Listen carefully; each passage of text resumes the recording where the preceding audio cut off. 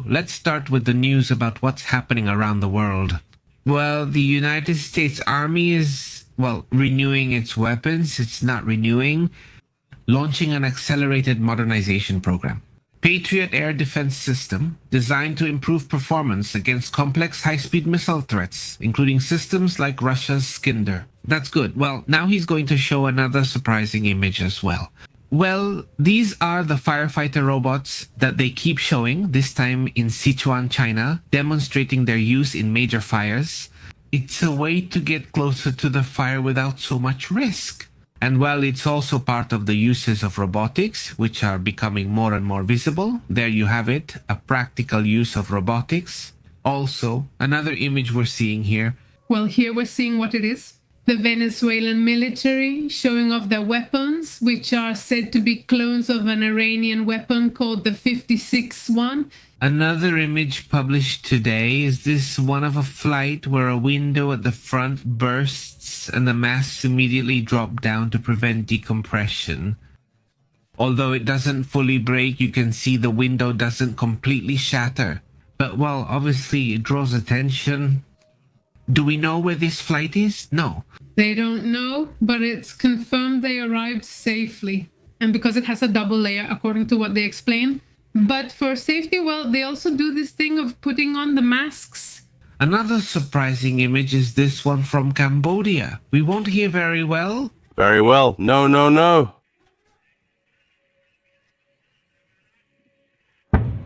Well, the real one. What do they call the real army over in Cambodia? Show us. These images show they're shooting at each other. These aren't exercises anymore, but attacks from both sides of the border. Well, it's surprising, and on the other hand, we also see this image of 122mm DTI rockets. You can see them there at the bottom. There they are. Let's listen. Hey.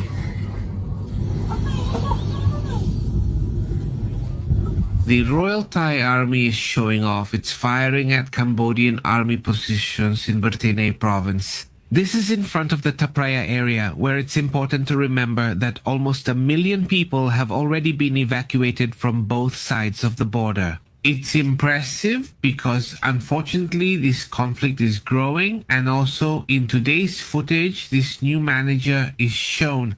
That's the manager named Mia Auricio, and well, he's the manager in charge of emotional support. Mia Auricio.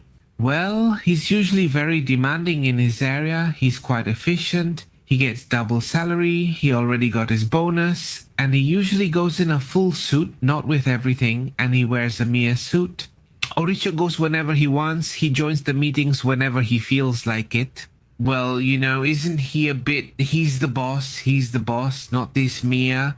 Auricio, well, operating in a Mexican company, by the way, and also, well, here's another image. Look. These are Russian tanks that, facing Ukrainian drone attacks, have put containers on them. Containers, they literally put containers like the ones that go on trains or on ships. And since they're made of metal, that's how they try to defend or protect themselves from Ukrainian drones. They're just trying to defend themselves. Obviously, it's been a bit of a joke, right? Because they look like caterpillars. Honestly, the tanks look really funny, but well, it's part of the creativity that soldiers in general have to have. Just imagine. Well, right now I don't think so because it's freezing, but yeah, it's good. Also pretty intense. Now, another issue is the Popocatépetl volcano, which continues emitting smoke as shown in the latest report. This morning, Popocatépetl surprised us with this activity since recently there have been few images of the volcano in central Mexico. That's good, huh? The image from PREP by Webscaps of Mexico, which shows part of this activity, also surprises people in India. This in the Kashmir region. Kashmir, right? It's Kashmir, well, this mountainous area with snowfall, and well, just enjoying the snow there. Now the Indians are really enjoying the snow. Honestly, well, it's surprising. Very interesting, isn't it? The snowfall, which, by the way, today in Saudi Arabia, they also reported a significant snowfall. All right, another topic. Take a look at this technology they're presenting, where you can see inside. This is like the prototype, I imagine, but you'll be able to see inside a complex, for example, or a base. With this, look, with cockroaches, but let's say it's a kind of chip and then the cockroaches go in through the little holes. So it's a swarm of cockroaches or insects, right? Different types. Let's go to the spot where they are. There they are. So these little cockroaches, not soldiers, let's call them that. They have some kind of chip, and these, by putting all the information together, can determine where the enemy is. What the exits are, the entrances, all that. Where, for example, there are hostages in tunnels. I mean, by being able to enter anywhere, it allows you to have information about super secret places. That's also, well, part of this, of this technology they're announcing. They're not announcing yet. I believe a German company is behind the Swarm project. Exactly. Well, that's also part of the interesting things today. Well, going to a really strange case because suddenly people say, well, there's no evidence, nothing happens in the field of ufology and all that. And there's a very interesting case I'd like to tell you about, which is this case right here. Check out the lady, this family, because it's not just the lady. Several people experienced strong reactivity in 1980. Her son too, this mother, I think she's also the grandmother, they receive a significant amount of reactivity. And well, this even went to court because the family sued the United States government. This all happened because they asked what happened to them. What they claim is that they saw an unidentified flying object in the shape of a diamond. Yes, this really affected them. The object came very close, it descended, it got very close to where they were, and then it affected them. A few days later, their hair started to fall out and they began to have burns on their skin, on their hands. These are the drawings they made. They looked like some kind of drones around 1980. And an object shaped like a diamond that had, well, like a kind of radiation coming from the bottom, as if it was some sort of propulsion. The story about the car. It's the story about the car, exactly. Do you remember? Yes, it's really good. It's super interesting. And well, today we're bringing it back. This weekend, we're bringing it back to memory, let's say. One of those really interesting stories. How was this one? I remember the story is they were driving at night in the car, though I don't recall the area. This happened on the night of December 29th, just recently. Their anniversary is coming up soon. Betty Cash, Vicky Laudron, and little Colby Laudron were returning home on a rural road in Texas when they claimed to have had, well, this close encounter with an unidentified flying object. And what started as a light they saw among the trees turned into a large, shiny, metallic, diamond-shaped object that was shooting out fire from its base. And it was so low that, in fact, they felt the heat and thought that, well, that was it. Like everything was going to end, basically. And at one point, they even believed it might be a divine manifestation, right? When they saw this object, well, the experience didn't end there because after observing this object, they say that 23 military helicopters appeared. I mean, that's also why there's a complaint against the military, not exactly. They identified them as cargo helicopter 47 Chinooks, and they were surrounding this diamond-shaped object. Apparently, they were escorting it, and the object and the helicopters disappeared into the sky. Meanwhile, these three witnesses continued walking and started to experience these severe symptoms. I remember the story. You could feel the burning, right? That they started to have after coming into contact with this object. And then they started to have other health problems like nausea, vomiting, burns, hair loss, and general weakness. As if they had been exposed to a lot of radiation, basically. Exactly. Well, according to the reports, there is an investigation that was done. The United States government was sued for $20 million. They were never able to link the helicopters to any branch of the military. I mean, no one from the army. They admitted it was them. Obviously, they tried to hide it because, well, who else could it have been, right? There are military helicopters there. How could they not notice? Who else would it be? Now there was coverage. It even appeared on that famous show about unsolved mysteries. Yes, that one. And obviously also another one called That's Incredible, which is a show from the United States. The skeptics argue that the victims exaggerated or misunderstood things. Or, well, they were criticizing him, saying that it wasn't true, that it didn't happen, and so on and so on. The investigators from, for example, MUFON, which is this organization that investigates these kinds of cases and topics. And all of this, well, they have continued to defend the original version and have documented the symptoms and have documented the evidence. The case remains, up to now, interestingly enough, an unsolved mystery. I mean, even to this day, the military does not acknowledge their involvement. So then who was operating? No, the case? Well, it's also been quite some time, right? We're talking about the 80s. Betty Cash died in 1998 and Vicky Landro in 2007. Was there never any explanation offered? They passed away without any kind of explanation, right? I imagine that the little one is still alive, right? Is he? Exactly. Well, it's a super interesting case. Really, really intense. In a little while. By the way, we talked about the swarm that's happening in California, the swarm that's happening in Japan. There's also a seismic swarm there that's going on. Also, well, on other topics of information, but in the meantime, let's go to other important points as well.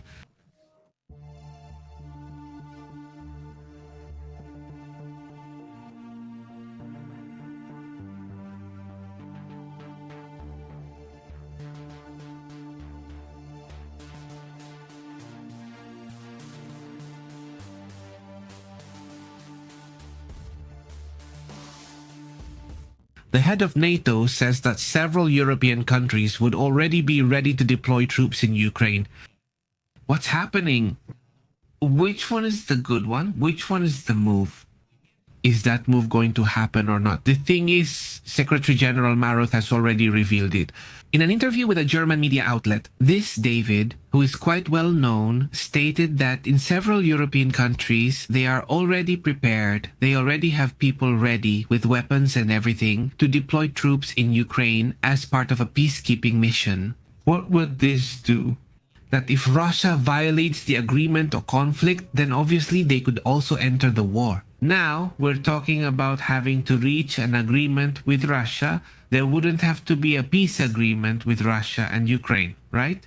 He says it's not about an immediate deployment, but rather a commitment without. Well, let's see them reach an agreement to put an end to hostilities. And once the end is reached and the agreement is made, then these are put in place. This deployment of peacekeeping troops, as they call it. And NATO is not officially organizing this deployment, but rather forming what they call a coalition of the willing, where member countries act voluntarily. They won't force, for example, Italy to send troops. Only willing countries will do so. And this coalition includes land, sea, and air deployments, the details of which are currently being negotiated and clarified. And, well, the United Kingdom is one of the main countries to declare that it wants to participate in this.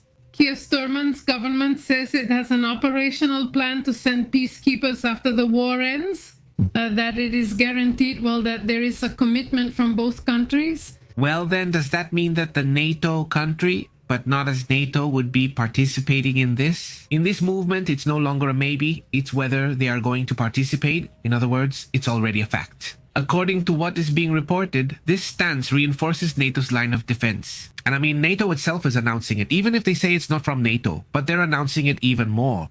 Ruth, clearly, that's also important and good.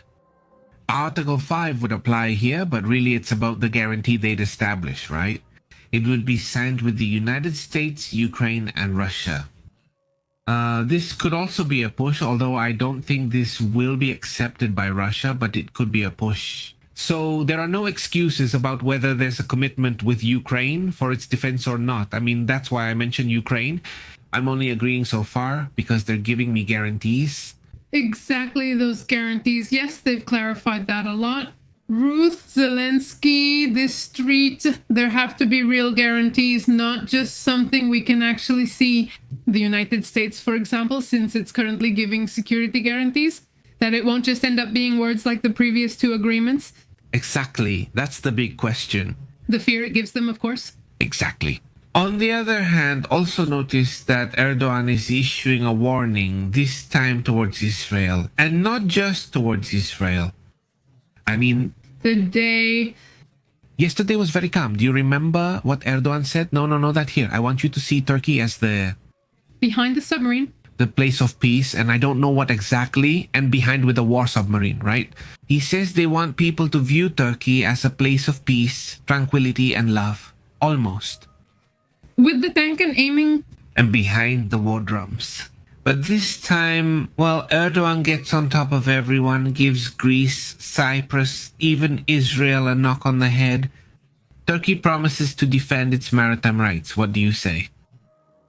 I mean, right now I say no. There's a challenge at this moment. Like, why are you making threats, right? I mean, Like, Turkey has several ongoing conflicts, right? Yes, the one with Greece to begin with. At one point, it stopped because they had that very strong earthquake in 2023. Yes, in 2023. And, well, Erdogan, he also presented, well, his new naval assets, including the submarine we mentioned, the Turkish Naval Forces ship HIS Iris, and armed unmanned vehicles, under a controversial doctrine called Blue Homeland, which seeks to expand Turkish influence in the Eastern Mediterranean and the Black Sea.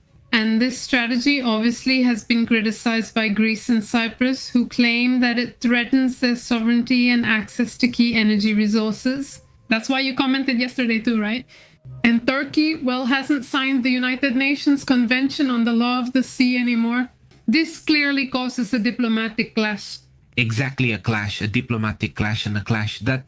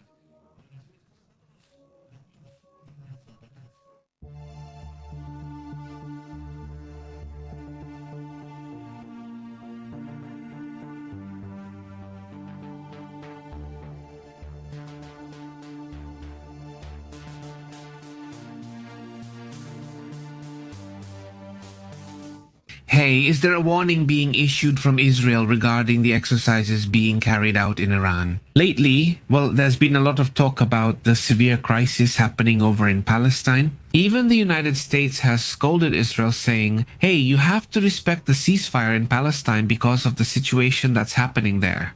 But this time, the focus shifts to Israel and Iran. They have been conducting exercises, they've been operating, and it seems like some movement is approaching potentially a conflict. This is at least what Israel is warning about because of the movements that are happening. Israel warns that Iran's missile launches could be hiding a surprise offensive. Meanwhile, the head of CENTCOM, who is traveling to Tel Aviv to coordinate with the State of Israel, assures that they are being kept informed. Precisely about this, Israel informs the United States, saying, hey, we are watching Iran's movements. They are suspicious. It seems like an operation from Iran against Israel is coming soon. The Chief of Staff of Israel, Eliel Samir, presents the direct threat to Brad Cooper, who is the head of the United States Central Command, the famous CENTCOM. Noting that escalation can occur when exercises exceed the norm, involving military drills with live fire and missiles rather than typical training. This seems suspicious, doesn't it? In other words, they're already carrying out, let's say, tougher and more extensive operations. This approach is happening in the context of the recent war that took place in June. We have to remember that there was a war of about 12 days in June between Israel and Iran. Even the United States was operating there too. Israeli intelligence says immediate action isn't needed yet, but warns urgency is growing. The emergency. It could actually increase from now until the beginning or even the end of 2026, meaning that in 2026, there will be this ongoing possibility of a conflict. Iran and Israel again. Exactly. And at the same time, they report that Israel is preparing to brief Trump on the future scenario of attacks against Iran, given the concern that they might rebuild and become empowered again. Currently, no ballistic missiles are being built, and the nuclear issue is still unresolved. And, actually, I think they'll see him in Florida tomorrow. Oh, no, at the end of this December, yes. Today, this detail was seen with Lindsey Graham. Lindsey Graham went over there and was talking about this, that the United States has to attack Iran if they see that they have to, that they've gone back to their nuclear ways or... Above all, the nuclear weapons part. That's what's making everyone nervous. Meanwhile, let's move on to other details, which are also important. The United States and Japan would be conducting joint exercises, and this is basically just one day after a joint exercise was carried out by China and Russia. Do you remember we mentioned it to you here? Well, now, the United States and Japan are carrying out a joint maneuver with B-52s and F-35s after provocations from China and Russia near Japan. The United States and Japan deployed a powerful show of joint force in the air. He was having a good day these weeks. Where the B-52s were seen, 3 F-35s and 3 F-15s were also seen. The Japan Air Self-Defense Force, so there were movements, right? This air exercise was casual. It took place a day after the Chinese H-6 bombers and the Russian T-125S also conducted a joint flight over the East China Sea. Is this true? Let's go to the map right away. Well, these movements have been happening in this area. Let me see if I can put it here. There it is. This is the area where the movements have been taking place. Here is Taiwan. All of this, these are Japanese islands up to Taiwan. Here is also Japan, and all these little islands here, which, are part of Japan. All these little islands are there. So this is where Russian and Chinese planes operated, right? Here and then also here on this side towards Alaska. They passed through the Bering Strait here and then turned back. They arrived just as United States planes were deployed to intercept aircraft already crossing into restricted areas. So then the United States also moved in to intercept them, just like those little skirmishes that happen very often. Just tell them they can't go further, then the planes from China and Russia turned back. So the constant in this tense atmosphere, basically it's a climate of military tension, which is unprecedented, at least not to that extent. On the other hand, changing the subject, J.D. Vance is strongly criticizing the United States' aid to Ukraine. Obviously, this draws attention. The strategy, the narrative, even from Washington, from the White House, has changed and is increasingly seen as more favorable. Well, by not helping Ukraine, J.D. Vance sent a harsh message against aid to Ukraine. The vice president said funds should help retirees, not Kyiv, exposing internal disagreement on military support. The vice president of the United States, J.D. Vance, sparked controversy by harshly criticizing Washington's assistance. He says they keep sending it to Ukraine during the war with Russia. In a live White House broadcast, well, He stated the following: "What if we help older Americans in their retirement, even eliminating Social Security taxes? Because we believe in honoring your father and mother instead of sending all the money to Ukraine." And, these words obviously create new tensions with the very bad relationship between Donald Trump and the Zelensky government. And, remember that at the beginning of the year, both leaders had a rather unfortunate argument in the Oval Office, which made headlines around the world. And, basically, this relationship hasn't improved. Although it seemed at times that it had, it really never went back to the way it was before. it's the same point, exactly. By the way, changing it up, changing the map, let's go to other regions of the world. Let's go to this area of the world. Let's go to Nigeria, right? Well, do you remember all the problems that have been happening here in this country with the Catholic communities? Where, hundreds of children and adults have been kidnapped. Everyone. There's a division, about half, a little more than half are Muslims, and the other half are Catholics. There's one of the largest Catholic communities in the world there in Nigeria. Now, there have been problems in some areas. It's not everywhere, but there are serious clashes, especially with extremist groups. Nigerian authorities confirmed that all the minors kidnapped in November from a Catholic boarding school in Niger State have already been rescued. All of them were rescued after the secret military operation carried out by the government, and that's good, by the government of Nigeria, because it seemed like they weren't doing enough, but they were the ones who carried out the operation, a covert operation. They rescued the 130 students who were missing. Some had escaped, but 130 have now been rescued, and those were the ones who were missing.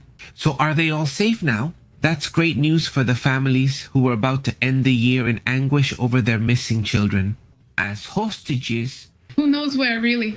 And the presidential spokesperson Sunday, they announced on the social network X that no one remains in captivity shortly after the president confirmed that the students had been transferred to Minna, which is the capital of Niger State. And so they could reunite with their families for Christmas, which after all is a very important celebration in the Christian world. And remember, this kidnapping happened at the end of November. So basically, they were held for a month. A month. They were there for a month. Well, yes, that's obviously shocking. So let's move on to other important topics.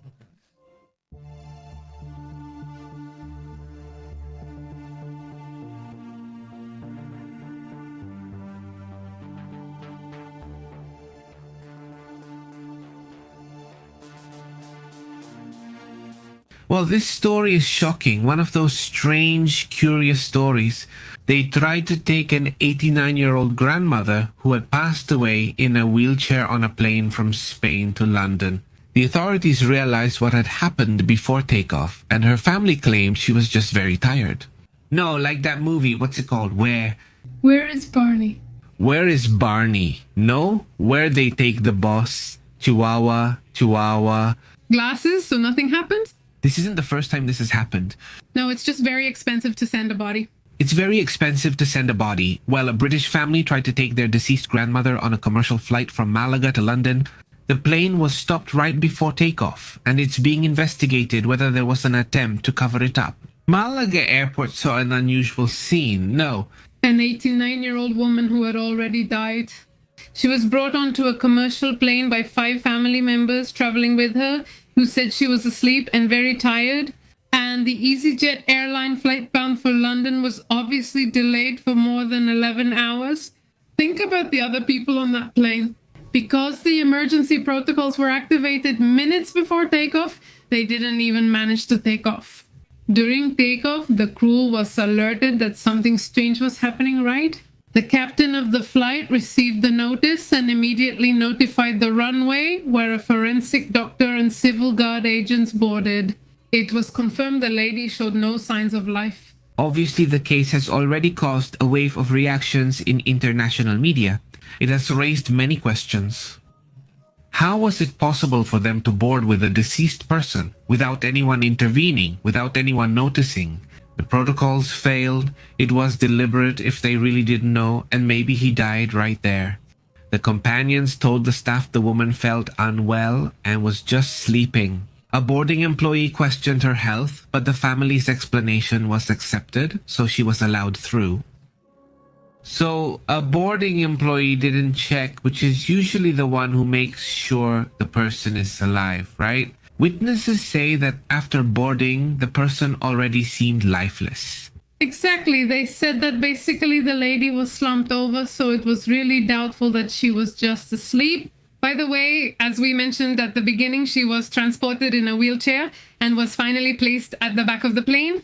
And when her death was confirmed, the staff evacuated all the passengers and began the legal investigations, the legal proceedings. Well, there you have it. An incident, quite a curious one, I insist. Well, they are going to investigate because there could even be criminal or administrative charges against the relatives who allowed this boarding.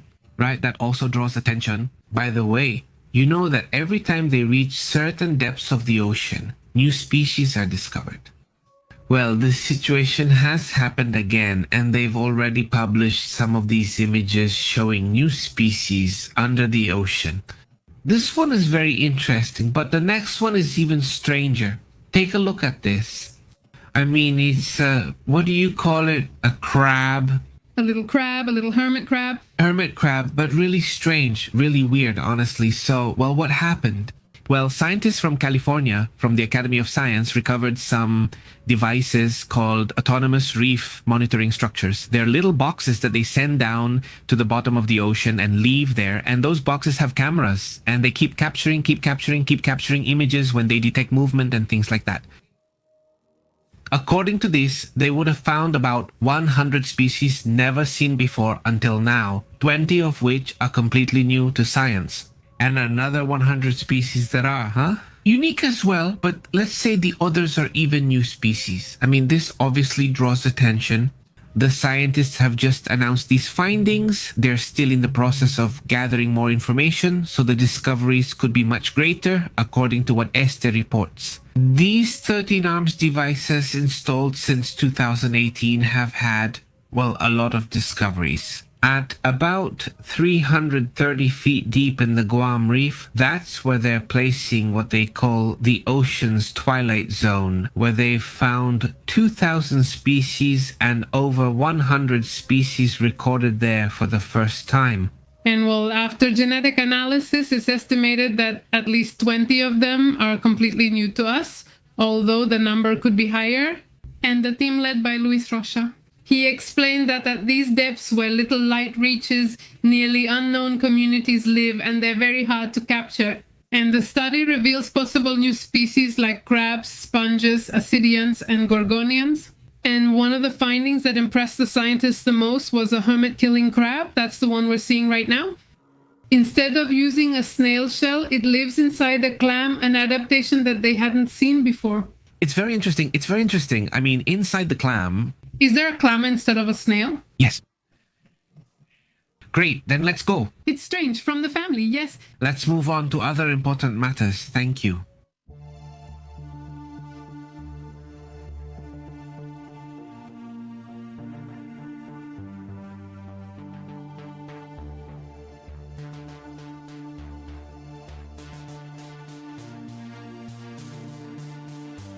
Hey, well, they're reporting that San Francisco is still having problems with electricity, and we're seeing it on Power Edge. And indeed, there are still 24,000 people in California without electricity, most of them in San Francisco. Problems remain in Colorado, Idaho, South Dakota, Montana, Utah, Washington, and Nevada. But the biggest problem in the whole United States right now regarding power restoration is over there in California, specifically in San Francisco. What's happening there? How's the situation? We discussed it yesterday. It really stood out to us. It obviously caused a lot of chaos because over there in San Francisco, since it's a hub for many tech companies, right? All the Waymo cars stopped. They weren't moving. It caused a lot of conflict and problems. And well, even though most of them got their service back, there are still some left. You said 24,000, right? Yes, 24,000 because there are fewer listed here. But well, 24,000, they still don't have electricity as of now, Sunday. And some, according to the electric company, won't get it back until Monday afternoon, if they're lucky. Remember, this outage was caused by a fire at a Pacific Gas and Electric substation. And well, it stopped absolutely everything. Downtown San Francisco also saw public transportation, stores, and restaurants stop working, and entire neighborhoods were left in complete darkness. Well, that's how things are, right? That's the situation. With that, let's move on to another report. Martin, how have you been, Francisco? Arque Roble? It's great to see you, Panterita Tapatia, Yo-Yo Alex. That's awesome. How are you all? Let's move on to other matters.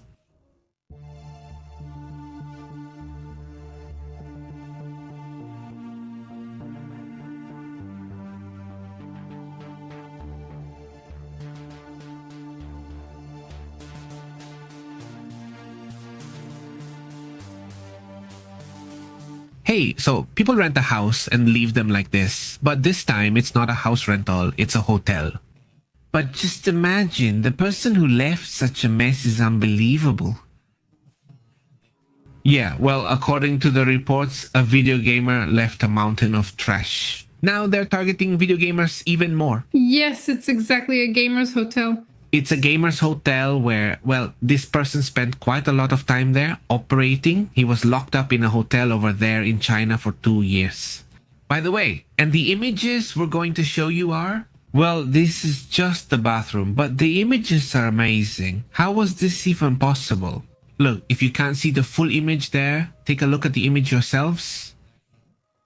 I mean, it's literally a mountain. How did he do it? I mean, how did he live there? A huge mountain of trash? At least in bags or something, I don't know. I mean, how did he do it? I honestly don't understand. But anyway, this image has been surprising. What happened? How did this guy who spent 2 years in that hotel room do? It's a hotel that's designed for gamers. Many in the esports community go there since they already have the computer and everything they need. So they can be streaming, they can be training, whatever it is they do, right?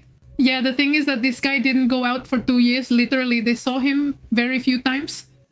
When he was asked if someone cleaned for him, he said no. I mean, he didn't allow anyone to clean for him in those 700 minutes, 30 days that he was there. And well, when he leaves there, basically, well, he leaves this mess behind. The establishment is in Shenzhen, China. And well, he has left an impressive mess. They said the damages were quite high, but they haven't wanted to say the person's name. Well, he's really crazy, honestly. I mean, yeah, it's wild. There's a video out there, right? I mean, this video of how it went down, right? I mean, yeah, it is.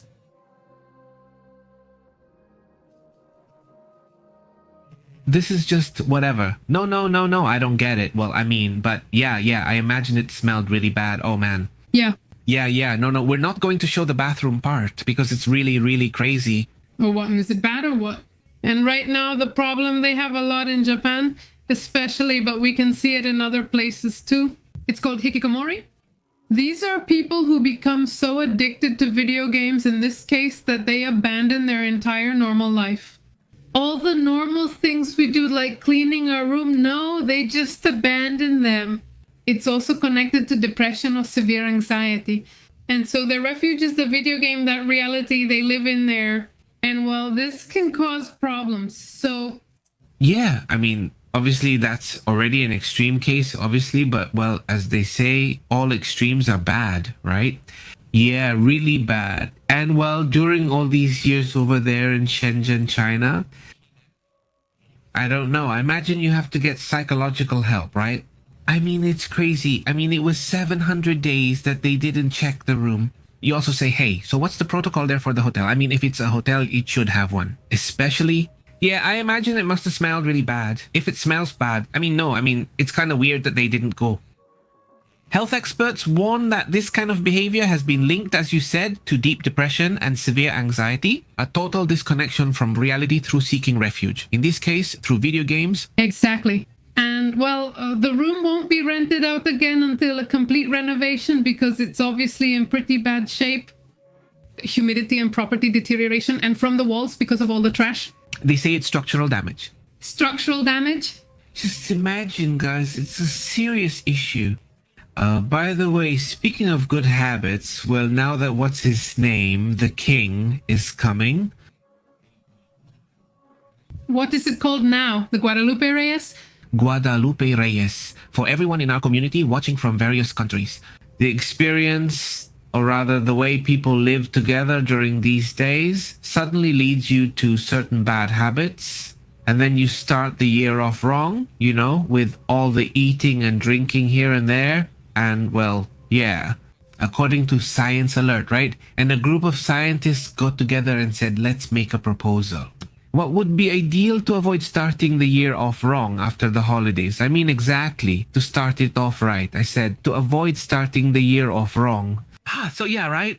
3 habits that would be key to getting through Christmas without so much excess, according to experts. They revealed that maintaining balance between meals, screens, sleep parties, all of this is the way to avoid physical and mental chaos.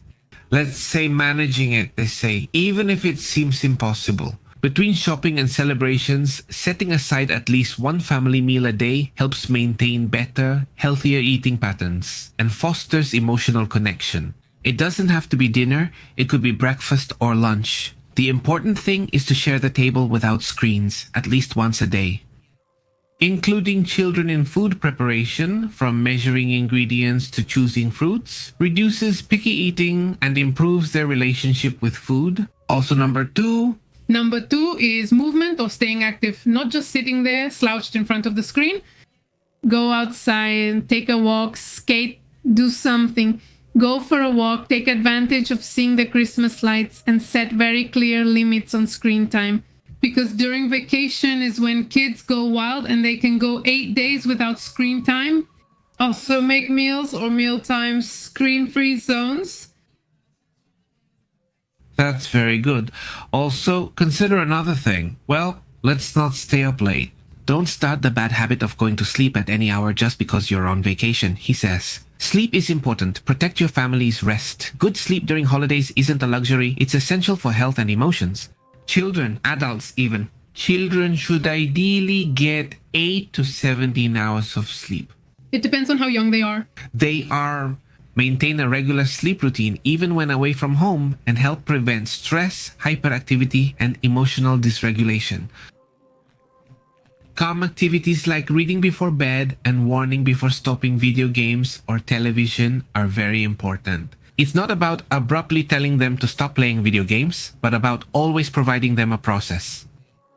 In 30 minutes. You stop playing the game in 30 minutes, right?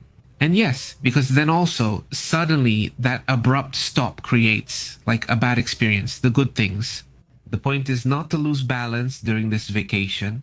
Basically, that's not what this group of expert scientists is recommending. While they came out to ask for a little bit of common sense, maybe it wouldn't be, because really, well, by the way, this is what Holino Lescalza, a postdoctoral researcher at the University of Guelph, says. Along with a professor from the Society of Applied Nutrition and the Department of Family Relations and Nutrition at the University of Guelph, and other scientists like Rafael Jacob, a postdoctoral researcher from the Department of Family Relations and Applied Nutrition, and other more expert scientists, let's say, in this area. I thought the publication was good and I said, well, we should at least make a summary and share it. It's one of the 3 most important points, at least the ones they mention, not as the key to that topic. Let's go then with what's happening over there in San Francisco. Let's go with that topic.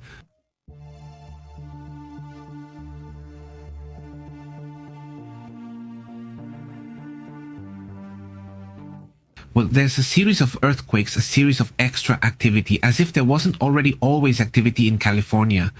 No, that's known, that's perfectly well known, but the thing is that this extra seismic activity in San Francisco is drawing attention. Right? We're watching, There are certain points where a series of earthquakes are accumulating, and in general, a lot of earthquakes are happening. Looking closer, earthquakes are scattered across nearly all of California. But every now and then, look, as we move forward, as we keep going, there are very large clusters. And this is where things get interesting. What's going on? What do the experts say? Well, the experts, let's say, point out that this is happening. This seismic swarm usually has earthquakes below magnitude 3. There was a strong 3.9 quake for the area that shook things. Sacramento, San Jose, and Bay Area cities. And although they have confirmed, well, that there is one, the United States Geological Survey confirmed this active seismic swarm. This phenomenon, unlike aftershocks, is that there isn't a main earthquake that causes the swarm. The tremors can continue for weeks, even months, with unpredictable peaks that release the energy of the plates. And this phenomenon has caused alarm among residents, although fortunately no material damage or casualties have been reported so far. However, there are so many that some people have developed anxiety. There is concern about the possibility of a bigger earthquake since, as they say, it's a warning that a larger earthquake might happen. And according to reports, the strongest one in this swarm was a 3.9. Yesterday, December 21st at 6:31 p.m., it was felt as far as Sacramento. Above all, it is being felt in the area called Don Ramon. In fact, look, here we are seeing it. This is San Francisco. This right here, this is the area. Don Ramon. Wait, no, that's the guy from El Chavo del Ocho. This is San Ramon, right? Yes, look, San Ramon is exactly where all the activity is happening. And to come, the biggest one is this one. Look, the one right there, that happened. Well, I mean, if we count the whole week, right? This is the biggest one, which is 4. Look, 4. Some have very shallow depths. And that also makes you think that the seismic activity is really being felt intensely in some areas. But as you say, for example, yesterday's and today's, which were on the 20th and 21st, have also been close to 4, right? 3.8, 3.9. They are earthquakes, some with a depth of 9 kilometers, 10 kilometers, but even other earthquakes that are 8 or less, even 7 kilometers. Some, for example, this one is 7 kilometers deep, right? I mean, yes, there are some earthquakes. Well, this one, for example, this one is really on the surface, so 2 kilometers deep. I mean, some earthquakes are very, very shallow. Look at this one, that one right there, 800 meters, not even a kilometer. I mean, 800 meters deep, and this one even more. 600 meters. Hey, well, let's do it already. I mean, what's going on there? Honestly, it is interesting. Friends from California, from San Francisco, specifically San Ramon, please stay tuned to this topic. Hopefully it's not a, what do they call it, this? Well, it's just a warning. Not, let's say, not that something else might come. Just, as always, always be prepared. We're not saying something will definitely happen or anything like that. It's just that sometimes when there are swarms, they can be a warning of a slightly bigger earthquake. So for that reason, whenever there's a swarm, we should be more alert, even more prepared, let's say, with prevention, having things ready. If you've studied the topic well, where are the risk zones? If you have small children, I mean, you have to tell them exactly what the protocols are. What do they need to do if an earthquake catches them? It's helpful to review details like at night, during the day, at school, or at work. This is as a way of prevention, I insist, not to create fear or anything, as calmly as possible, but always thinking about preventing situations. Since we're here, before moving on, let's address this. Several earthquakes have been reported between yesterday and today. A small seismic swarm in Japan. Where did that recent earthquake occur? No, in this area, do you remember? In the Northeast? Exactly, in the northeast of Japan. And in this area, there have been earthquakes. Well, several earthquakes, but with a magnitude of 5. Yes, so they are real earthquakes. This area, this is where this earthquake occurred. Well, in this area, there have been several earthquakes with a magnitude of 5. If we can put it over there, for example, this one right here. 5.4, which was on the 20th. Yes, this was on the 20th, between the 20th and the 21st. There were earthquakes happening around this area with magnitudes of 5.1, 5.3, earthquakes with, well, pretty strong magnitudes. So nothing minor, let's say. That's how it is. Very important. But do you remember the recent tsunami alert here? There was a slight water level rise in some areas due to a strong earthquake, and activity in the area continues. So keep that in mind too. There's activity, and well, we have to stay alert to this situation, right? Meanwhile, let's move on to other matters, to other important topics as well.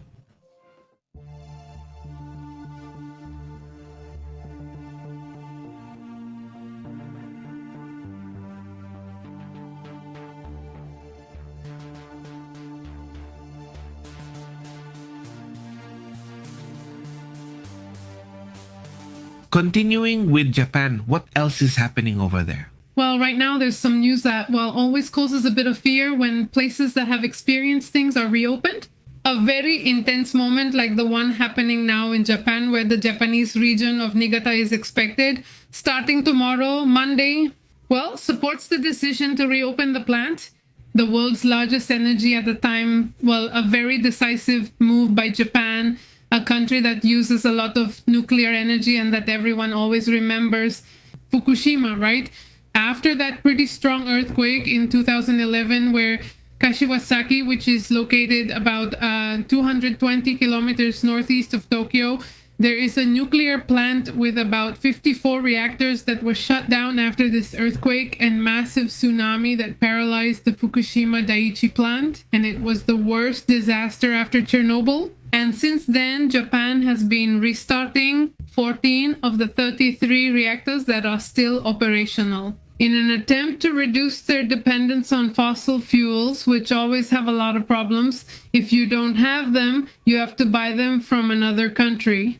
It's a whole hassle, right? So, well, if approved, TEPCO could consider reactivating the first of 7 reactors at the plant on January 20, 2026. That always causes anxiety because of the earthquakes and what we've already experienced, right? In the end, it's something that already left a mark there, right? Well, that's the issue, right? That's what it's all about. The thing is, they're nuclear plants in one of the most seismic countries in the world, right? And, well, there's always the fear of another Fukushima, even though Fukushima was controlled, but at a high cost, not exactly. Yes, they lost quite a lot of people. The population in this area, 70% yes, they are quite worried about the reopening of these reactors. No, well, yes.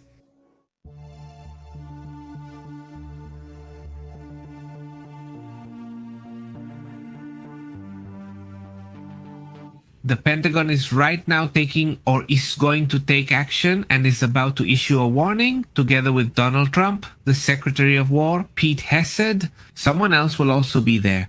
We'll discuss details soon, but there will be an announcement. Department of State. Department of State, exactly, Marco Rubio, Department of State, the executive. Well, Donald Trump, the President, and the Secretary of War, Pete Hegseth, Secretary of Defense or head of the Pentagon, are going to make an announcement that will be given tomorrow. Look, it could be that they're going to paint the Pentagon a different color, or it could be a fundamental and important piece of news.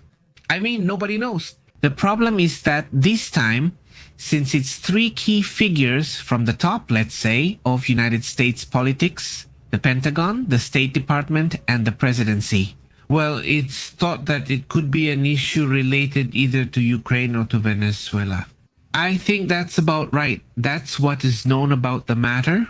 Tomorrow, remember that Donald Trump is in Mar-a-Lago, but not for Christmas. He's already gone on vacation, but we're all still working. Not anymore at 2:30 our time, Mexico City time.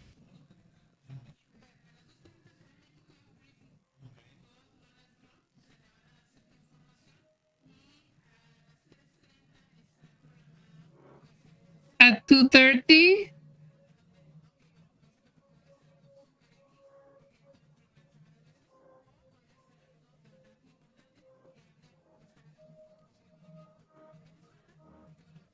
Mexico City. It was super busy in Venezuela this week, ending with 3 arrests of oil tanker workers. Exactly. Well, there's information right away. Let's get to the topic. There's information that this oil tanker might have been the last one.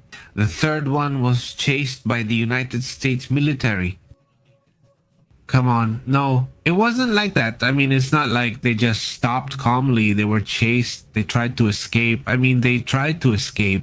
And that clearly draws attention. Exactly, it really draws a lot of attention. According to a United States official, says the United States Coast Guard, it was good when it was happening. At the moment, he says they are actively pursuing a vessel from the sanctioned Dark Fleet involved in illegal incursions. Sanctions linked to Venezuela? The ship is sailing under a false flag. I think it was under the Panamanian flag and has a court order for seizure. By the way, the ship really was under the Panamanian flag. It's called Vela 1, and is it linked again with Iran? The second Iranian continues. It would be the second Iranian ship, an Iranian ghost ship. Well, obviously this topic is taking shape, let's say, but anyway, whatever is announced tomorrow, we'll be here to talk about it. It's sudden, you never know what they're going to say, and well, we'll be here paying attention. Whatever is reported, we'll be discussing it immediately in a live broadcast, so stay tuned. No, I'll tell you about it here, but we'll also talk about it separately.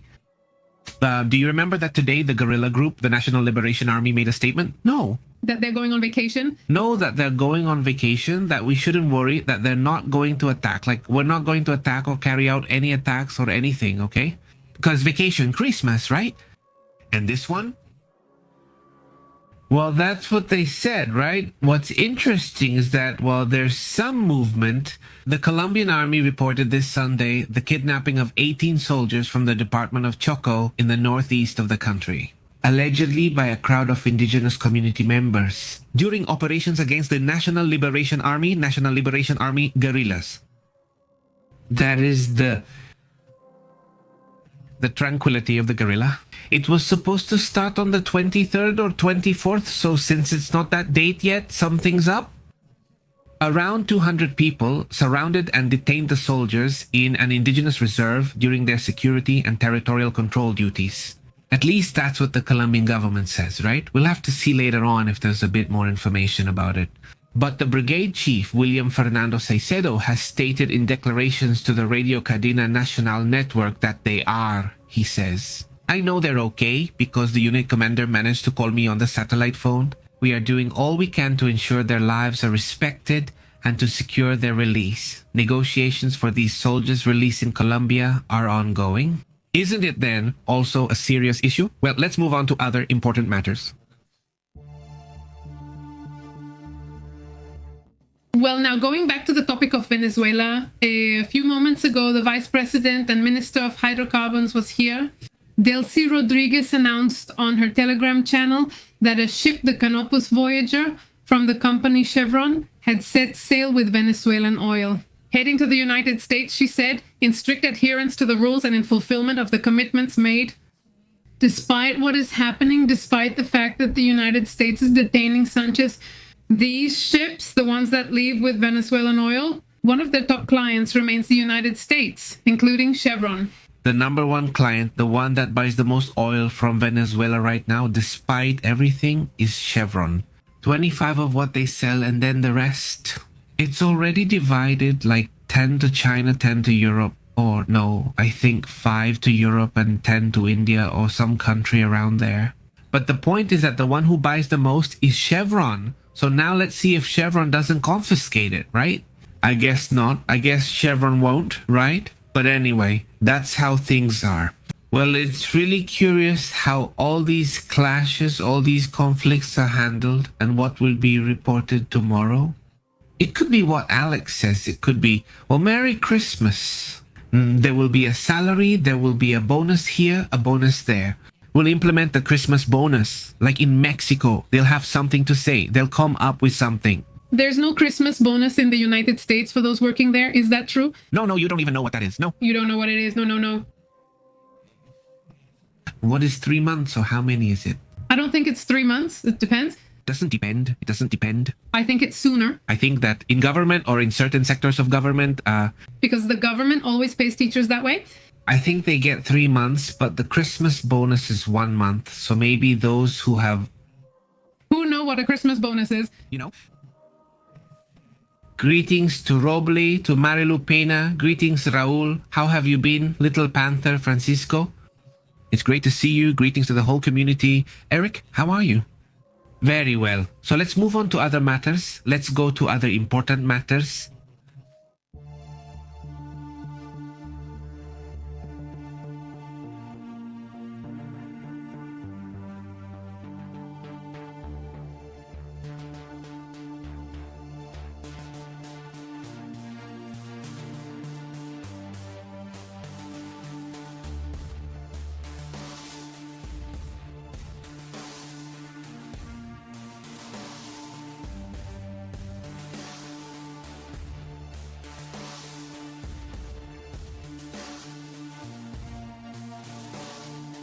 he says. He says here, let's see where the comment is. He says, I say yes or no. Well, it's not right.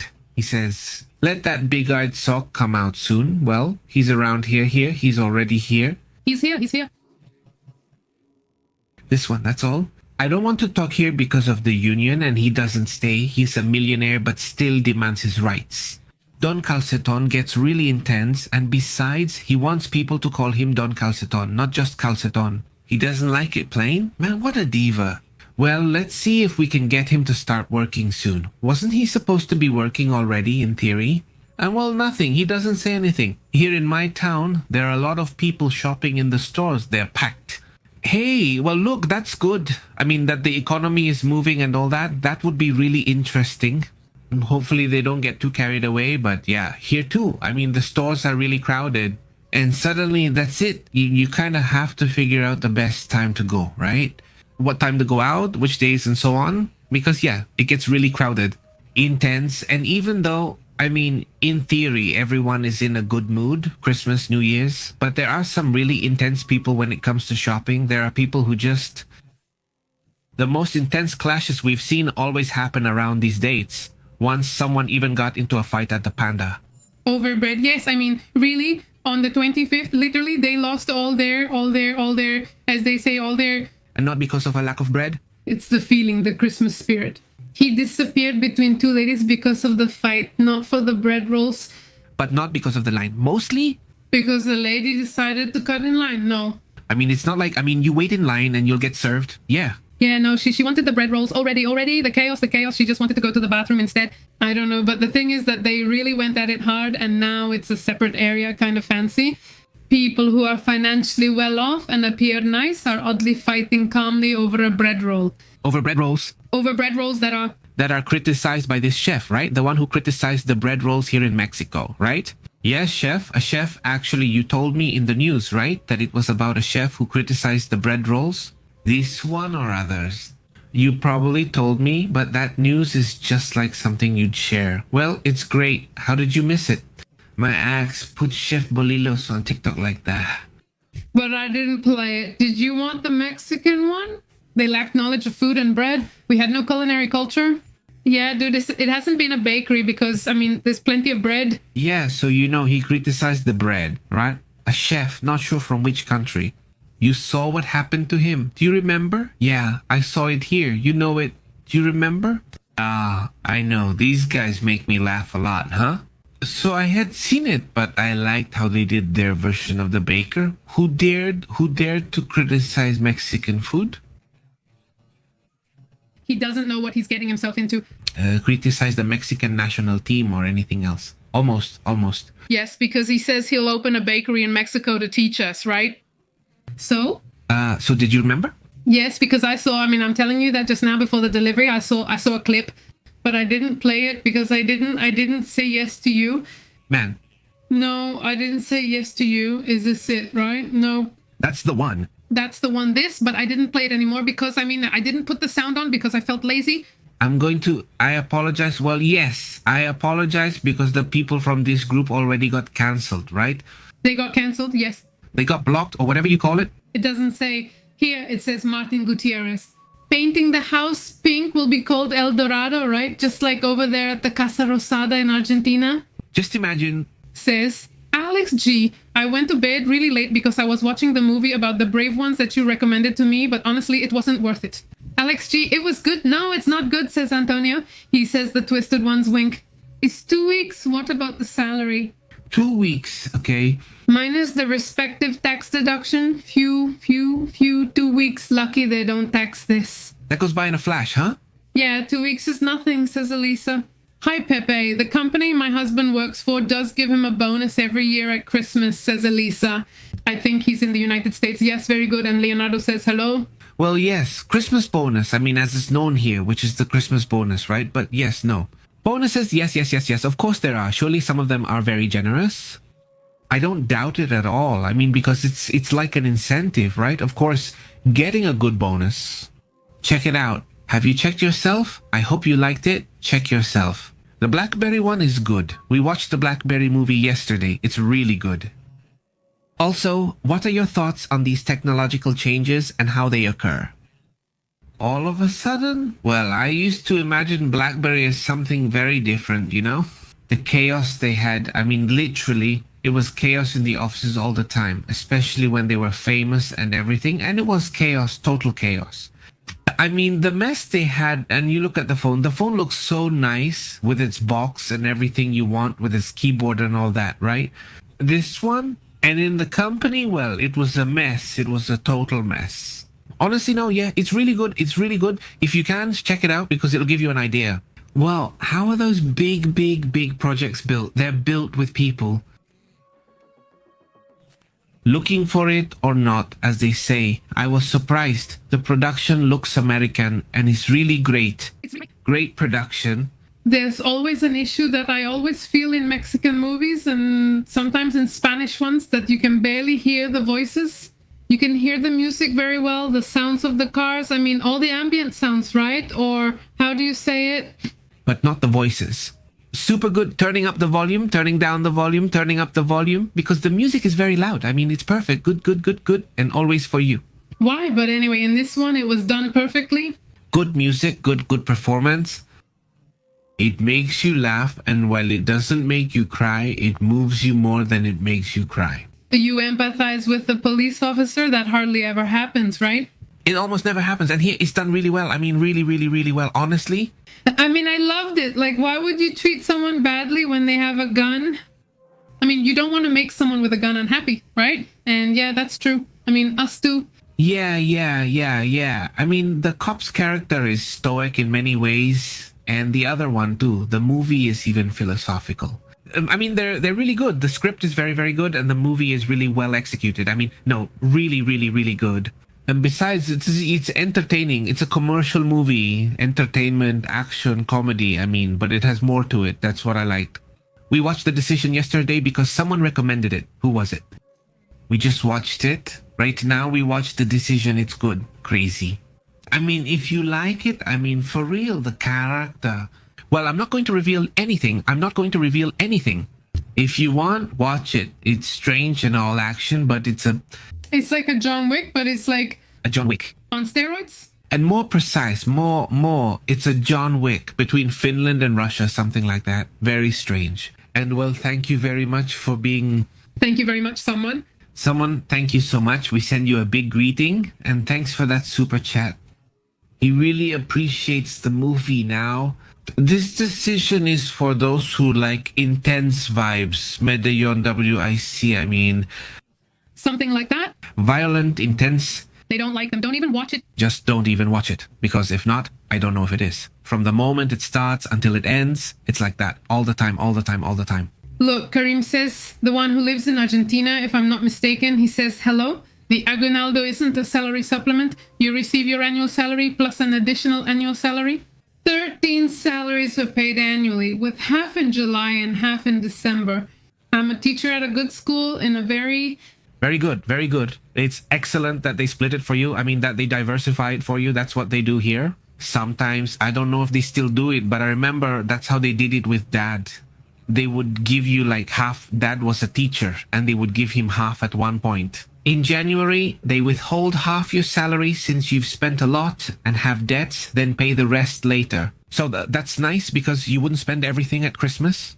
I don't know how they do it now, but yeah. Says Alex, I still haven't bought what I need for Christmas. We're the same. We haven't bought anything at all. Tomorrow and the next day will be hectic. I just realized the 24th is Wednesday and hadn't noticed. Greetings. No, nothing, always, absolutely nothing. But it's okay, man, it's okay. Everything always piles up for us around this time, and then we're scrambling 1 or 2 days before, juggling everything. But look, yeah, I mean, the point is to enjoy it. In the end, that's what matters most. It's summer, we're going out to the parks, we're alone. The snow alone? I mean, we're getting tanned like this, going out in the sun. We've even gotten some color. No, do you think not? But yes. Yes, I think so. When you see her in other months, she doesn't turn this color. I mean, yeah, no, nothing like that. I mean, it's really good. Someone says, happy holidays, Castro and Pepe. Thank you for your work. Thank you so much. Someone... Austin, Texas, greetings. There they are in Austin. Perfect. That's where it is. Look, someone, this Ray, the astrophotographer. Well, if he lives in Austin, he's the one who's been sharing all these images from the third and before. By the way, well, if you see him, say hi for me. The truth is that he's done a really good job. This image, for example, this image is his, right? And there are several, right? Several of the best ones have been taken by him. What's the name of the guy from Austin? I don't know what people from Austin are called, but he's really good. He says, joke from Papa Nova. Huh? He says, Doctor... Oh, wait. He says, Doctor, tell me again, what? That comment about oceans in my eyes? You have cataracts, ma'am, he says. A nice remote-controlled helicopter, Mr. Javier. Sorry, drone, Javier. Greetings to Tavi, he says. And what if he's not interested in the meeting? Trump has left. It's because of the real way the lady left Venezuela. And what does that have to do with anything, huh? Tavi? I didn't understand why she left like that. Guaido and Eduardo were set up by the government. It really makes you think. You keep saying arrange, but with whom? Come on, tell us the whole story. Greetings, I never miss you guys, he says. Thank you very much. Thank you so much. Thank you for supporting the community. Sometimes you don't comment every day, but sometimes you do comment to us. We're glad you feel encouraged, even if it's just to say hi occasionally. Thank you very much for that. And to the channel members, to those who support us through PayPal or with this super, thank you. We really appreciate all of that, he says. I laughed a lot too. It begins with some giggles, right? That's basically how the movie starts. And suddenly, obviously I'm not going to say it, but suddenly there are 2 or 3 twists. And the twists and more twists. And on top of that, they're twists done in a funny way. So suddenly it's like you get into it. They put you in, they force you to get into it. Into the sense of humor of a comedy. And I love that. They achieve that. They do. Sometimes comedies don't achieve it. Sometimes, say you paid for the whole movie. Like, well, yeah, I smiled almost not. But you don't have, the movies. Now, I say it's also pretty tough because there have been so many good comedies in the past that now suddenly they have to surprise you. It's the same with horror movies. It can be very difficult. If you've seen a lot of horror movies, well, how are they going to surprise you now? Because you already know the formula? You already know the little formula, right? This isn't going this way. Now, yes. Oh, wow. No, you're not going to scare me. Until suddenly a genius pops up out of nowhere and boom, gives you a big twist and scares you, he says. Ah, wow. This one's good, right? It pulls it off. Very good, very good. The movie is very good. Watch it. Alex says it's been a while since I saw Soli. It seems like if we talk about Millet or if we criticize something about No. He also shows up. Ah, we're talking about Santa Rosa? Yes, we're talking about Santa Rosa because, well, that's where he's from around there. Is this a better and more beautiful land in Argentina? This one, let's see, yes. Greetings, Solly. Yes, to me. It's a pleasure to see you live. When I can't, I watch later. I'm so glad you're here. Great, Solly. She says, I think Tom Cruise's new challenge girl is kind of lame, right? Alex, who looks amazing. What comes next is eating. It's comedy. But it's heavy. It's Tom Cruise. They're both intense because both Iñárritu is really intense and so is Tom Cruise. As if you actually knew them, right? But you know them from movies and they're both very intense. It'll be interesting and I'm sure something good will come from it. I think so far I haven't seen anything from Iñárritu that I don't like. No, Tom Cruise always does a good job too. Even in bad movies, he does well. It's like, for example. This one from the comedy. No. The one that's an action, but it's not. It's not like Mission Impossible. Do you remember this one that's also a Ripper? That Jack... Yes or no? Ripper? No. But it's not that one. It's Richard? No, it's just that this is Richard. Well, the movie, yes, but there's a series. Yes, there's a series. Yes. Well, that one is just okay. It's not good, but it's watchable. So I do think it's going to be very interesting, right? He says, Leonardo Pepe says, by December 18th, I already had everything bought. I'm super organized now, just relaxing until Christmas. That's great, Leonardo. Excellent. Excellent, Leonardo. Hey, this one, yes. Jack Richard, not Rick Richard. In some things, we are cautious about this topic, specifically this year. Some years we do everything, but Christmas week always takes us a long time. Yes, always that week. Normally we buy gifts ahead of time, but it's been 2 or 3 years. Yes, that it's at the last minute. Jack Richard, Yes, we are with Jack, Richard, Richard, Richard, yes, exactly. no. Who searches exactly like a searcher. Not the searcher, the searcher. It's a good thing we didn't translate it literally into Spanish, right? Question. Are institutions like the United Nations and international treaties still relevant, or has the world gone back to the law of the jungle?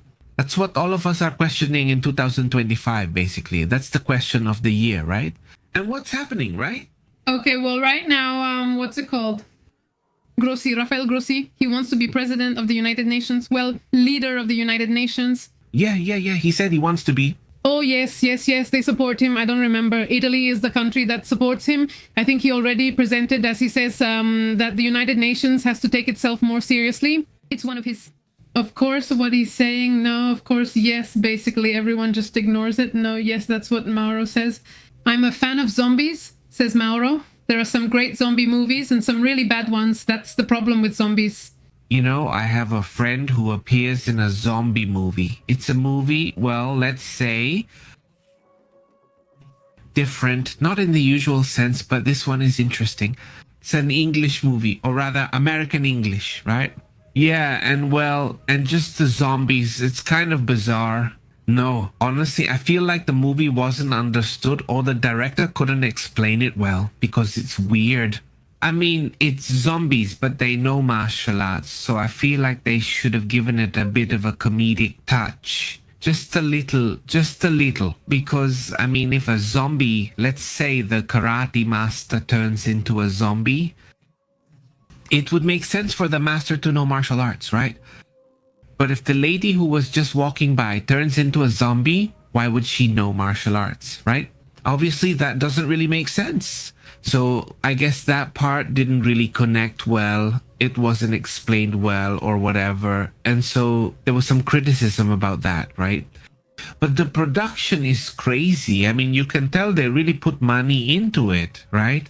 What's it called? Raycon, something like that. That's what it's called. It was all made in England. There are war tanks. Did you see the trailer? Right. I saw parts of the movie because he showed me previews before it came out. He showed me some scenes and how they made them. And honestly, there really was production value. The thing is, it's like when you make movies with mixed themes, like it's about cowboys, but they're cowboys with nicknames. You have to give it a comedic touch. Otherwise, it's going to sound weird. I mean, it's hard to match two themes that are so different. Sometimes it can be done. For example, there's one we saw, right? But no, well, that one's from the 50s. It's perfect. Do you remember that low-budget, unidentified flying object movie that's really well made that was in... Yes, The Night. The Night of No? How is it? Wow, I haven't decided. Like, Night of... That movie is something night, the best of the night. The best of the yes, like yes of the night? No. The yes. Exactly like the emptiness of the night? The emptiness of the night, something like that, this movie. You practically never see anything, but at the same time you feel it because the acting is so good and the shots are so well done. It gives you a nervous feeling like something's happening. Honestly, is it like a small town from the 50s? It's called The Best of the Night. The Off Night? The Best of the Night. You can find this in what's called The Form. It's Prime? It's on Prime. Yes, it's still in production. It's not theirs. It's theirs. I mean, they own the movie, so it has to be there unless they wanted to sell it. It is on Prime. If you have Prime, check it out. It's an alien movie, but totally different and much more, with a realistic tone of how it would really be if one of these objects were actually arriving. Of course, there are many fictional elements, but if something like that happened, I feel like, especially in the 50s, it would be something like that. I mean, there wouldn't be many ways to find out that something is happening there. So things start happening, and let's say the information starts spreading in a very, very interesting way. Because the main character, one of the telephone operators, you know, back then, telephone operators had to connect the calls. Yeah, so they hear everything, or at least pieces of the calls they listen in. So with those pieces, they start realizing that something strange is going on. I won't say more because it's honestly really good. Greetings to Udale Hernandez and Pepe from California. Can you share Udale's weekly weather? And you're absolutely right. Although we already talked about how it's going to be on the 24th and 25th, and we agreed to do an update in these days. So let's do a quick one, and tomorrow we'll do the full one, okay? Just so we don't, drag this out too much, just something quick. Not much has changed since the last thing we talked about. So towards Mexico, for example, we're seeing that there's just humidity pretty much only in the west and a little bit in the south, right? For the next few days, that is, for the 23rd, 24th, and 25th, the humidity will extend in the south. We can see it a little bit there. Yes, there will be rain and everything, but nothing very intense. I mean, no storms or anything. I mean, the place with the most rain in 4 days is about 40 millimeters. I mean, it's not nothing either, but for the south, I think it's pretty much like any other day. I mean, no, it's not like all this water that's coming is surprising, so just keep it in mind. Besides, it's hot here. In the western part, it's going to get a bit more intense, plus it's going to be cold. So yeah, maybe for Baja California and for California in the United States, that's where the weather is going to get a bit harsher. Especially for California, United States, which is experiencing an intense phenomenon. Consider how much water will hit Southern California. 200 millimeters. That could even cause flooding, right? So all of Baja California, Nevada as well, and even Arizona, which is, well, a larger state, tending to be desert-like, it's going to be very humid for the next 3 days. Basically, no, I mean, let's count the 22nd because the 22nd hasn't happened yet. So that makes 4 days. That's 4 days and 200 millimeters of rain, which is a lot of humidity for Los Angeles, California. And that, well, will also extend to other states, although not with as much intensity as Oregon and Washington, but also for, for Utah. From a humidity standpoint, that's most important. Some snow is coming, but not until early next year. For New York and all these areas in the Northeast, right? And quickly, just like that, to have the last detail, what will the temperatures be like for the next few days? The coldest? Thinking about, well, Christmas and all that? 22? 23? It's comfortable and pretty good, so temperatures won't be an issue. I mean, more than live it, well, heading toward Canada, almost practically to the north. But the temperatures even, for example, for Chicago, I mean, if we look at the temperatures, for example, for Chicago, we're going to have lows of 5 degrees, 4 degrees. I mean, it's not really that intense. I mean, and that's the low, the high during the day. Well, it's about the same. I mean, the high and the low are almost the same. The 23rd is still at 1 degree, but the 24th is already at 5, and the 2-5 teach during the day is at 4 degrees in Chicago. So it's going to be a pretty calm Christmas as far as the cold goes. I mean, they're not going to have a storm, a vortex, or anything like that. In fact, it's going to be colder. Over here for for the Northwest. No, and Mexico, look, this is well, it's not, right? We're not expecting a super cold winter or anything like that, at least not for December, for Christmas. I mean, for Christmas, except for Baja California, where the rain is going to be intense because of the storms. But the temperatures don't look very cold. No, even with the rain, it doesn't seem that cold. Let's say not at night, 11, 10 degrees, but for example, during the day, well, look, with the rain, the temperature isn't going to change much between day and night. They're going to be around an average of 12, 13 degrees approximately. Over there, same for Mexico City, more or less in the same range, around 15 degrees. Day 23 or 24 roughly. And anyway, tomorrow we'll do a slightly longer analysis, not more extensive, but deeper for those days and for day 1 and 2. We can already see it now too, right? Greetings, Martin says in the coincidence, a human consciousness is senseless violence, morbid, terrible. Martin says it's normal and logical for us to live in conflict. I don't believe that, Martin. I don't think people are naturally violent. No, but, well, do you? Do you believe that? I mean, to each their own, but no, I don't think it's like that at all. No. If it were like that, the world wouldn't exist, period. I mean, the planet wouldn't exist. No, it's the opposite. It's actually the majority. We're supportive, we help each other out, and we look for ways to get along. That's the reality. If that were the case, we wouldn't be in this community. We'd just be yelling and insulting each other, which isn't reality. Marty, no, don't make things up, because later on it affects you too. I mean, it's really important to have that mental health, to really take care of how we think, because in the end, how we think is also how things will go for us. We'll see reality, and that's what you'll have, so it's important to take care of it. Sending a big hug from Luz and Jermine. Is it Jermine Martin or Jeremy's? How have you been? Greetings to Switzerland. Jermine, thank you so much for being a member of the channel. I think there are 2 channel members, not 2 members of the channel, members. That's great. Thank you so much, Jermine. Greetings. How are things over there? In the land of chocolate? Well, here, in the land of chocolate, no. The cacao is the art that says that he listened to us while driving. It's good to Gilberto and me, to Guillaume, who watches us from Mexicali, to Maximiliano, Codas de Castilla too, says Panamorado. He says, Lester and Pepe watched episode 8 of Pluribus. He says, very interesting, waiting for the end of season 24. Greetings from Costa Rica, cheers. Greetings, very good. By the way, those who are watching Pluribus, yes, tomorrow Monday there's an episode. Tomorrow Monday, yes.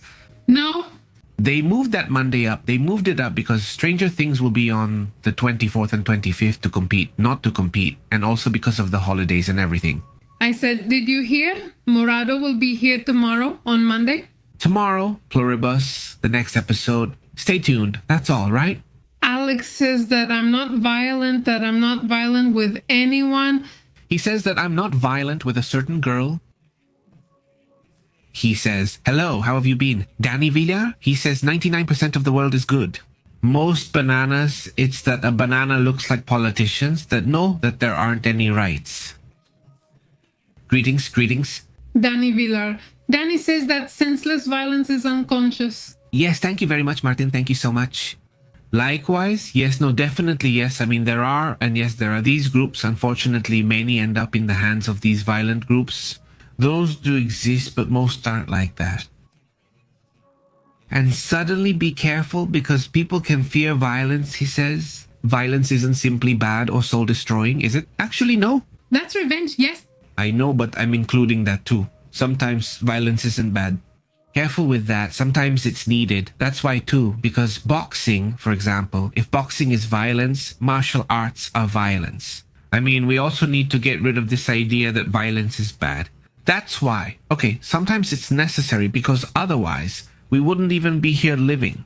If that violence didn't exist, our ancestors wouldn't have been able to feed themselves. Because, I mean, going hunting involves violence against the animal and there's no other way. I mean, you just have to hunt. Because if they don't eat, then, well, we live and we're here also thanks to that. So the point is how it's used. I was lucky to have a great martial arts teacher. I learned a lot because I was just a kid from a small town, very innocent, honestly, very much so. I was a good-natured kid, and the teacher always said, they'll eat you alive wherever you go. Because you need to have a little bit of street smarts. If you don't have that, they're going to eat you alive, so wake up. No, basically no. So the teacher, well, he kind of took a liking to me, let's say, and started training me. Basically, I became like his assistant at one point. And I was fascinated because I really like Taekwondo. So, well, yeah, he gives me those explanations, right? Martial arts isn't just about knowing how to defend yourself and how to act. But you have to understand that at the point where martial arts are used, well, it's violence. And you can't just be nice. I mean, if you're defending your life or the lives of your loved ones, you have to understand that it's basically like John Wick, right? Or it's like you switch into defensive mode. And that's why I say someone who really knows how to practice martial arts should never go around looking for a fight. And nothing because it's a weapon. It's not a weapon. It's the same as having a weapon, right? I mean, you can't just use it like that. You just have to have it mentally. It's only against, well, that kind of violence can only be used against someone who's basically coming to kill you. No, basically not. So, well, yes, I mean, it is also necessary in some situations, right? If it's not falling, then that middle ground, right? Which you really have to work on a lot. Not everything is exactly balanced, but that's how it is, right? It's that point of balance that, well, we humans have to maintain, he says. It wasn't Saint Michael Anjar who killed the dragon, says Francisco Arta, and I didn't know that story. Talk, he says. Like Muslims who justify violence and revenge, they've already reached the point of justifying it for religious reasons, which is really wrong. No, because at the end of the day, you're not justifying it because they're going to do something to you, but literally just to mess with the other person. Basically, no, that's when you go to the dark side of violence, right? It's very easy for that to happen. Also, greetings to Rublo Mexico, who's in Canada visiting family, according to Tapatia. For a show like Compulsive Hoarders, the one from China, right? The one from China? The one about shows with people who hoard? Wow, it's just impressive, isn't it? Reaching that level of illness, it has to be mental illness, is the only reason for not mentioning the entire wall. He says every dragon will have a St. George, he says. Oh, I didn't know that phrase. Interesting, exactly, he says. Brazeka. Cheers, Brazeka. How have you been? Very good. Greetings to William, also to Linda Moreno, to Robel, who are still here with us, also to Little Panther Seismic, because when she arrives, everything shakes. Greetings also to Anda here, Little Panther. Greetings to Martin Gutierrez, also Vico, and let's go, guys. Remember that tomorrow we'll be here live. We send you the notification on Telegram and WhatsApp so you can stay informed about what's happening, and let's see if you join us for the Christmas shopping. Yes, we're on our way. We've been streaming every time. Today, we didn't go out. That's why we only streamed quickly from the car. But we are also streaming from outside. So you can stay tuned. And well, not just to bring you the information, but also to show you a little bit of what life is like around these parts, right? A big greeting. Hope you're all very well. Joining us for the traffic. It's been great. See you tomorrow.